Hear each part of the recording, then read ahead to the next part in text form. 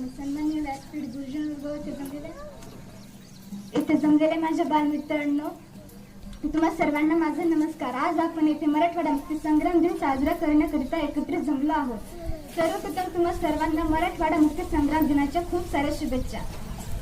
मराठवाडा मुक्ती संग्राम आहे इतिहासातील एक सोनेरी पान. मराठवाडा मुक्ती संग्राम आहे इतिहासातील एक सोनेरी पान.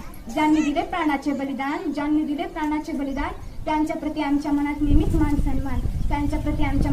मान सन्मान.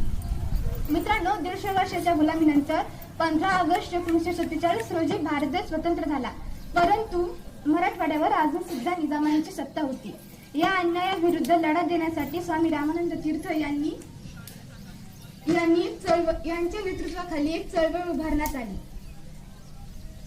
जरी झाला स्वतंत्र भारत देश, मराठवाडा होता निजामांचा प्रदेश. लोहपुरुषाने दिला फौजेला आदेश. मराठवाडा मुक्ती संग्राम देतो राष्ट्रीय एकतेचा संदेश. तत्कालीन गृहमंत्री सरदार वल्लभभाई पटेल यांच्या नेतृत्वाखाली यांच्या आदेशानुसार हैदराबाद संस्थानावर पोलीस बळाचा वापर करण्यात आला आणि 13 सप्टेंबर 1948 रोजी ऑपरेशन पोलीस सुरू करण्यात आले.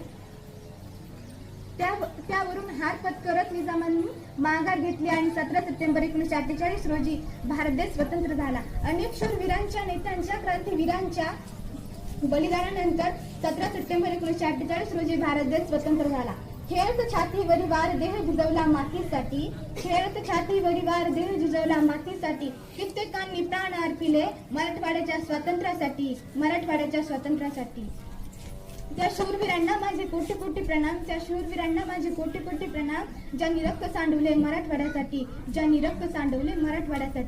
शेवटी एवढंच बोलते, मराठवाडा आहे देशाची शान. मराठवाडा आहे देशाची शान, तर मराठवाडा आहे त्याचा अभिमान. जय हिंद.